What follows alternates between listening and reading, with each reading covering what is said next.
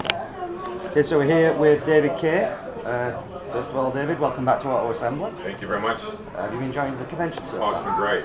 I almost lost my voice last week, but last night was just bathing, but today seems to be okay. So I think the Birmingham air has helped on the run this morning. So I'm happy. So how did you first get involved in Transformers?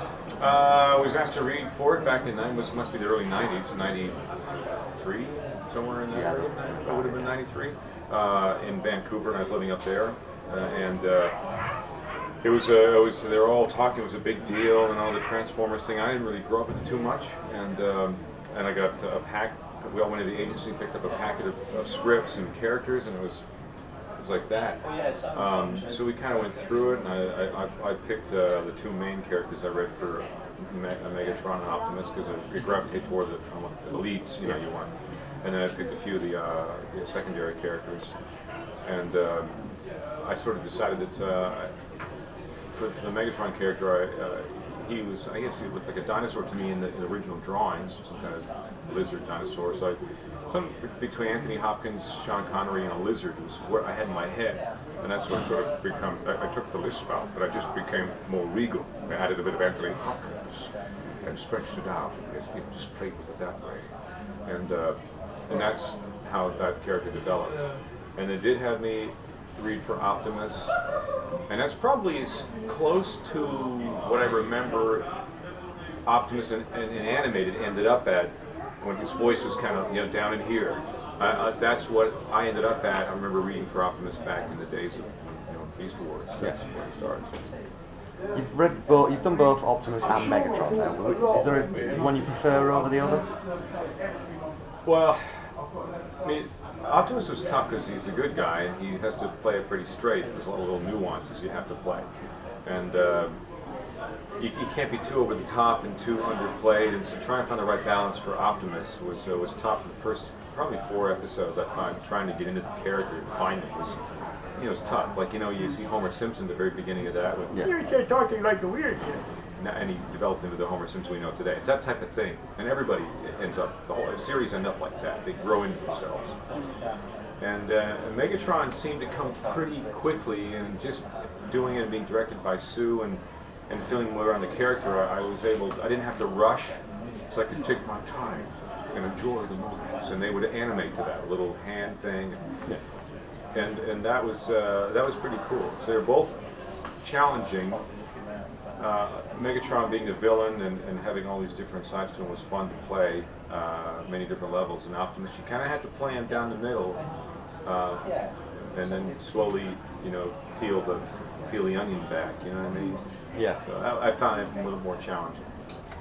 How many? I'll start again. How much of the episodes have you actually seen?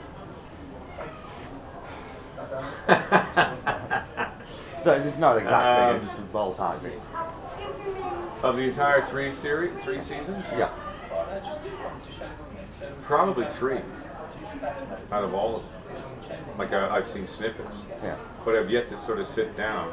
Because it's sort of going to sound silly, but I'm actually afraid that I'm not going to like me. I'm afraid that, because I'll watch something and, I could have done that better. I could have this, I could have that. And it's silly to do that because you're your own worst critic. But that's what, like when I have the opportunity, and they're all there, I have some copies of such stuff. Yeah. I'll go downstairs and, what did I watch today? Let's watch a movie. Sort of, do that. So, obviously with the movies being out, it's silly not to ask, what do you think of the new movies? The third one's the best. Yeah. It really is. I thought it was the best. I've seen them all, and they're all fun. But number 3 was my favorite. And I would have loved a shot at some of those characters. That's people ask me about that too. I don't. It doesn't bother me at all, because it's just that's the business. But I would have loved to have had a shot at something. That's all. So why do you think Transformers has endured as long as it has? Well, the fan base is that, the toys are cool. I think toys have a lot to do with it. I mean, it's important for a series, when a series comes out, and they have the opportunity to make toys that are popular with people, And it's also nostalgia. You know, we went to we did the Atari game, Transformers Atari game. Went to New York. Gary Chalk and I went. And in the display case, they had all kinds of the original Megatron, which was the gun, I believe. Yeah. And so people go, oh, I remember that. And it's just nostalgia. And it grows. It kind of all came from that. And I think the combination between the writing, the toys, and the writing, and the cast, you've got, you know, and the movies, it's an empire, built an empire. And it's like, well, it's like a Star Trek sort of thing, where, you know, and there's many different ways this can go now, too. It's still, yeah, it's endless, really. So who knows where it's going to go next. That sounds like, thanks a lot, David Kaye. Ah, no problem at all. Appreciate it. Thank you. Thank you for watching. If you enjoyed this video, don't forget to click on the like button and leave us a comment below. Also, spare a moment to share this video on Twitter, Facebook, and all your social media pages. To get updates on all of our latest videos delivered straight to your inbox, subscribe now using the link on the screen.